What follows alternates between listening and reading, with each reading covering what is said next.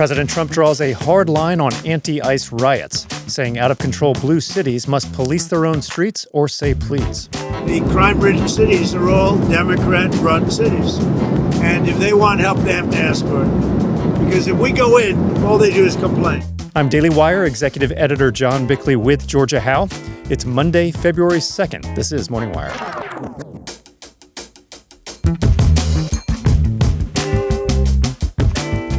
In a landmark malpractice verdict, a New York jury awards millions to a woman who underwent irreversible gender surgery as a minor.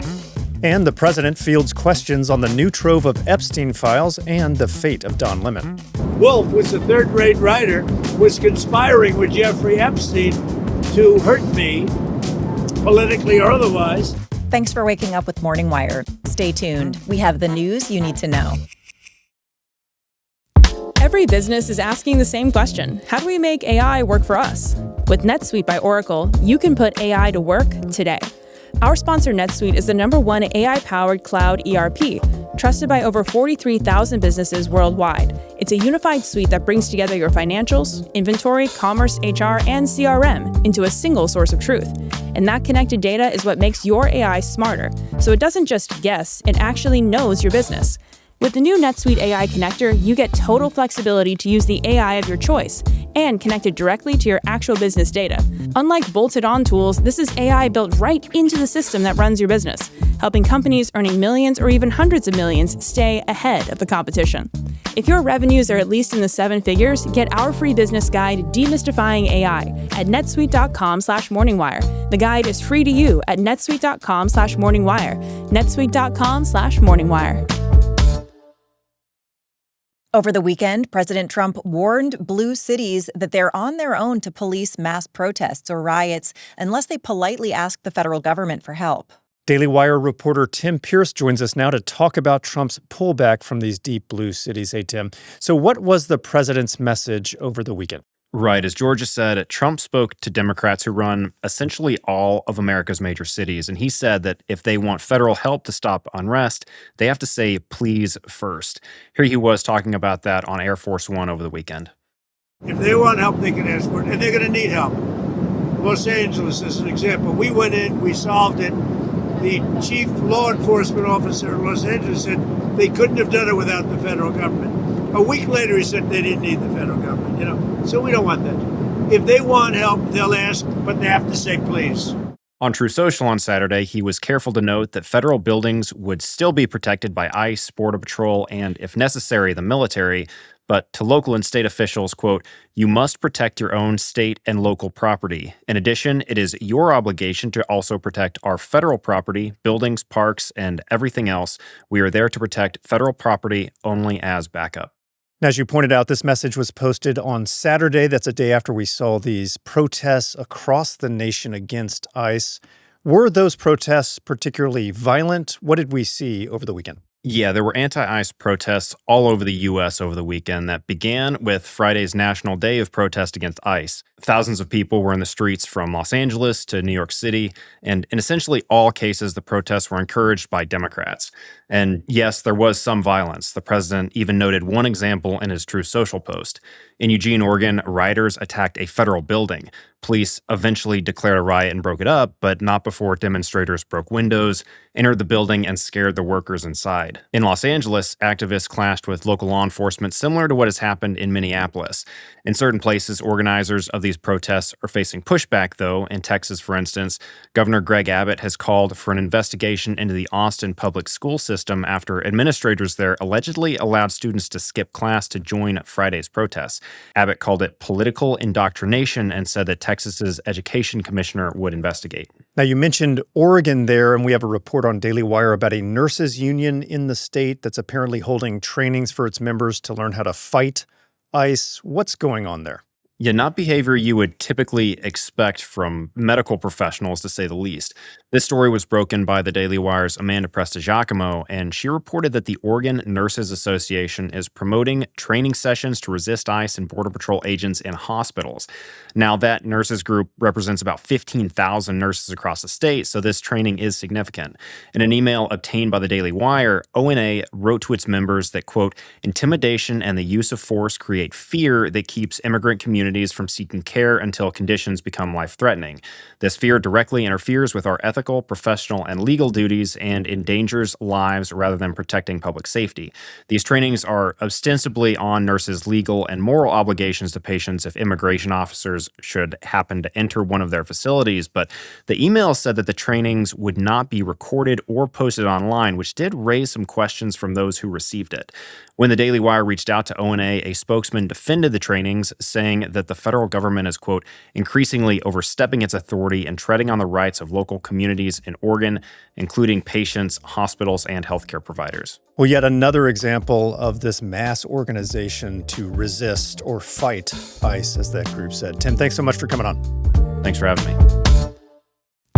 Raise your hand if you've been putting off a dental cleaning, an annual checkup, or honestly, any kind of doctor's appointment. Yeah, my hand's up too. But now our sponsor ZocDoc is here to help.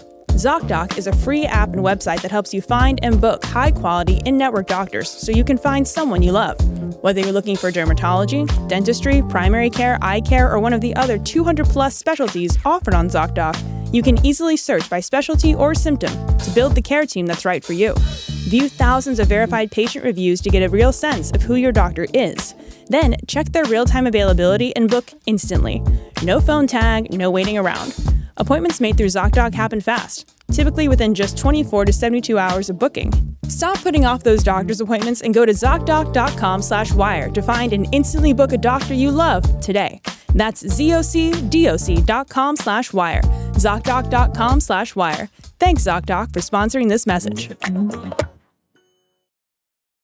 In a landmark malpractice verdict, a young woman has won a $2 million judgment against the doctors who performed a double mastectomy on her when she was just 16 years old. The case is expected to have a reverberating impact across public policy. Here with the details is Daily Wire culture reporter Megan Basham. So, Megan, let's start with the basics. Who is the plaintiff in this case, and what were his or her claims? Yeah, the plaintiff is Fox Varian, and she is 22 years old. But back in 2019, she was only 16 years old. And because of some mental health issues that she was having, she then identified as a boy. So she was referred to psychologist Kenneth Einhorn and plastic surgeon Simon Chin in Westchester, New York. And both doctors agreed to cut off Varian's breasts. A jury found Einhorn and Chin liable for failing to consider other possible explanations for Varian's mental health issues, things like depression, ADHD, autism, or body dysmorphia. Instead, the jury found that the doctors rushed to approve this irreversible surgery. So Varian was awarded roughly $1.6 million for past and future suffering, and then she also received an additional $400,000 for future medical costs. So $2 million you'd think would be enough to scare a lot of hospitals and insurers. Now, what sort of precedent does this set for the issue of transitioning minors? We know that about half of states still do allow this. Yeah, so technically the jury here did not rule on the ethics of these surgeries or treatments in general. What they did was they ruled on whether the doctors in this specific case met the appropriate standard of care. And the key reason that they found that they did not meet the appropriate standard of care is because they concluded that these doctors skipped some important evaluation steps. But that notwithstanding, some major legal experts like Jonathan Turley are saying that this case could be a model for other lawsuits over such surgeries performed on minors. And he points out that there are more than 24 similar cases right now in the legal pipeline. One of those is Prisha Mosley's. She's suing the hospital and doctors that put her on cross-sex hormones and puberty blockers when she was underage and then agreed to cut off her breasts when she was 18. She put out a video statement Saturday after news of Varian's verdict broke. No one deserves to be lied to, especially as a child, about the nature of medical transition, the risks, the harms involved, and Fox Varian deserved everything she got. And then we also have cases like Chloe Cole's against Kaiser Permanente. That's set for trial next year, and Cole is alleging similar rushed approvals without adequate mental health support. And then we had Layla Jane, who had a mastectomy at only 13 years old. She's suing for fraud. She says that her doctors hid the fact that 80 to 90% of kids who believe they are transgendered will eventually just naturally choose to detransition. And she says that medical practitioners terrified her parents with this false choice. Essentially, they said, let her transition or she could very well commit suicide. So last summer, she testified before the California State Assembly. Listen to my voice. Testosterone did this. My vocal cords are so large, I can't scream. Don't you dare trivialize what happened to me. So if we see additional wins in some of these other cases for plaintiffs like Mosley, Cole, and Jane, the political battle over this may no longer really be relevant because hospitals and insurers are going to increasingly find it difficult to justify offering these kind of treatments given the litigation risk that they pose. Now, this has become an albatross issue for Democrats. Is this a sign that maybe the trans craze is coming to an end? Well, certainly what we can see in polling, Georgia, is that it is very unpopular with the American public, not just in the courts. So a recent Pew poll found that 56% of Americans support banning so-called gender-affirming care for youth, and that includes a majority of independents. And even 35% of Democrats now support banning, and that's up 9 points since just 2022. So a pretty quick swing there. Nevertheless, we do have 19 blue states that are currently suing HHS over its effort to stop these practices when it comes to children. Well, this could become a watershed case. Megan, thanks for reporting. Yep, my pleasure. Washington is abuzz amid a series of major developments, including the release of more Jeffrey Epstein files and the arrest of Don Lemon. The president reacted to many of those headlines over the weekend on Air Force One. Daily Wire political reporter Cameron Arcan joins us now with the details. Morning, Cameron. So where to begin? Let's start with Trump and Air Force One. What did we hear from the president? So the first thing we heard was some of his thoughts on the latest dump of the Epstein Files. I was down at the DOJ last week when they announced that 3.5 million files in total have been released, another 3 million just this past week on those. They redacted every woman in those photos with the exception of Ghislaine Maxwell. Obviously, this came after Congress passed the Epstein Files Transparency Act in November. Now, Democrats have scrutinized the president in terms of his relationship with Epstein and his name being mentioned in the files. Now, the president has said in terms of this latest dump that it was, quote, the opposite of what people were hoping. Here's what he had to say. This guy Wolf, who's a writer, was conspiring with Epstein to do harm to me. And I didn't see it myself, but I was told by some very important people that not only does it absolve me, it's the opposite of what people were hoping. In Congress, the Clintons could be held in contempt this week over the House Oversight Committee probe into Jeffrey Epstein as the Clintons refused to testify before Congress. Now, in the committee-level vote, several Democrats did side with Republicans on the matter. Now, as we mentioned at the top, the president did address a lot of major storylines happening right now that are front and center in D.C. He commented on the arrest of Don Lemon in particular. Refresh our audience on what's going on with that case. Don Lemon was released without bond late last week after he was indicted by a Minnesota grand jury for his alleged role in an anti-ICE church disruption in Minnesota during the middle of a service. Now, the president slammed the former CNN anchor, a longtime Trump critic. Here's that from the president. He's a sleazebag. Everyone's known that. He's a washed-up. Probably, from his standpoint, the best thing that could happen to him. He's getting, he had no viewers. He was a failure. He was a failed host. Daily Wire White House correspondent Mary Margaret Olahan has been closely tracking this story. Here's what she told us. We got a hold of the indictment on Friday, and it really shows how Don Lemon and the 8 other co-conspirators allegedly worked with the protesters to storm a Minnesota church on January 18th, leaving these terrified worshipers pretty much trapped from leaving the building. So he was arrested on Thursday evening, charged with conspiracy to violate the right of religious freedom at a house of worship and violations of the FACE Act.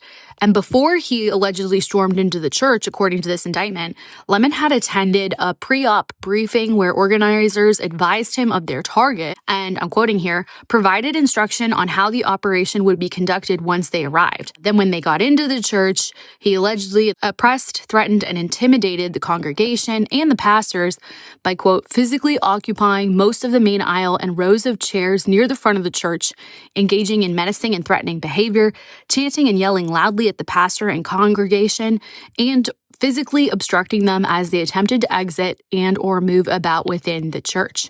Lemon is ratcheting up his own media tour as CNN is reporting that he'll be on Jimmy Kimmel tonight. Now, speaking of the media, before we let you go, we had another major development related to Trump and the media. The White House is obviously thrilled about this. The new documentary featuring Melania. A lot of buzz about that. Tell us about that. Yes, the First Lady's self-titled documentary earned $7 million this weekend, which is considered to be great news for a documentary-style film. Unsurprisingly, according to Rotten Tomatoes, critics gave it a 10%, whereas actual audiences gave it a 99%. I briefly stopped by the premiere at the Kennedy Center on Thursday. It was a who's who of Washington, and this film has definitely generated a lot of intrigue. Well, certainly just 5 years ago, it would have been unimaginable to see a positive portrayal of Melania on the big screen, but here we go. Cameron, thanks so much for reporting. Thank you. Thanks for waking up with us. And for those of you listening to the show, now you can watch for free on Daily Wire Plus. We'll be back later this evening with more news you need to know.